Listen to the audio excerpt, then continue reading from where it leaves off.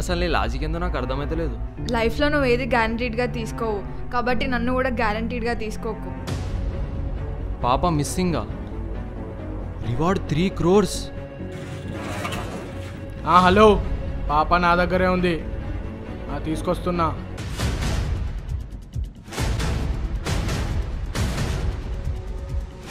రే షకీల్, వీడు వాన్నే మోసం చేసినప్పుడు నన్ను మోసం చేయడానికి గ్యారెంటీ ఏంది?